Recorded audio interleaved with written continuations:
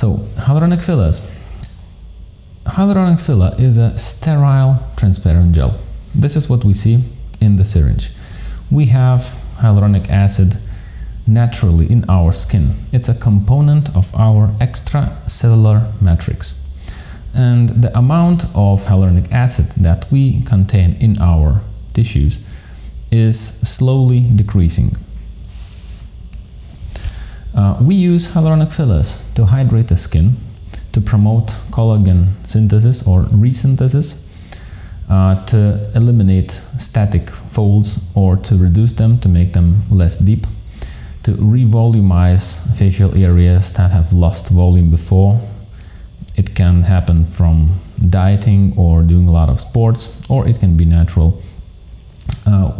We can perform facial contouring with hyaluronic fillers, and of course the most advanced, liquid facelift. Now this is one of the most important slides. You will find a lot of different brands, a lot of different fillers on the market, and you might get lost among them, but don't be. There are two main properties which differentiate all fillers. One is concentration, so how much hyaluronic acid there is actually in that gel. What's the concentration of hyaluronic acid in the product? It determines the hygroscopic potential, the ability to absorb water of the gel. The other extremely important feature is crosslinking, in other words called reticulation. You see some pictures on your right. This is a schematic view of a hyaluronic molecule. Hyaluronic acid is composed with chain-like particles, and when these chains are connected in the lab with certain chemicals, a simple hyaluronic acid becomes a filler, because these junctions, they increase thickness and viscosity.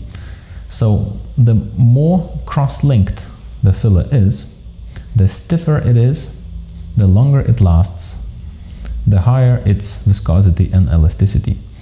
And with increasing the number of these junctions, with increasing reticulation, we get more so-called G'.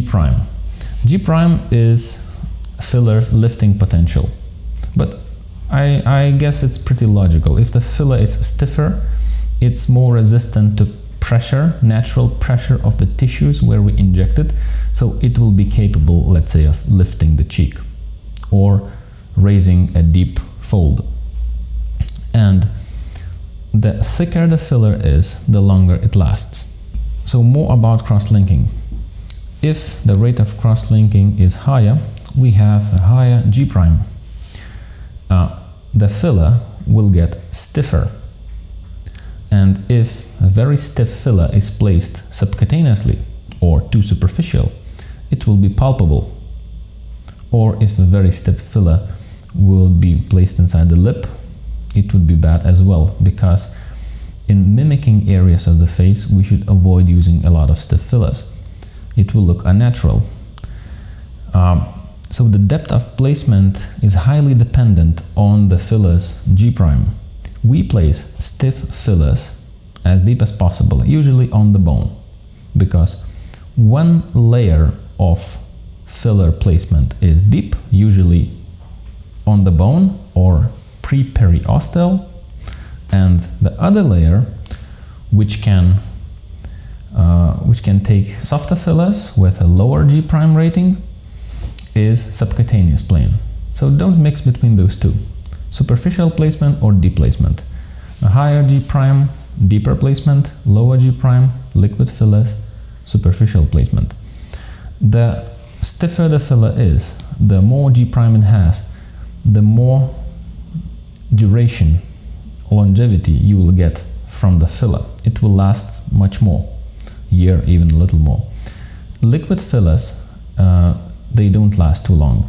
They have a benefit of being totally unpalpable, seamless when you touch the skin. That's their biggest benefit. but the drawback is that they will disappear quicker. And hydration potential. You see, cross-linking feature increases the filler's stiffness and hardness. So the harder it is, the less interaction the filler has with surrounding tissues. It's logical that it will hold longer, but it will give away less hydration effect, contrary to the more liquid fillers. If the filler is more liquid, that's why it disappears quicker, because it gives itself away, it hydrates the tissues better. For example, when placing softer fillers in the lip, we don't only get volume and shaping, we get better hydration and better overall quality of the lip surface.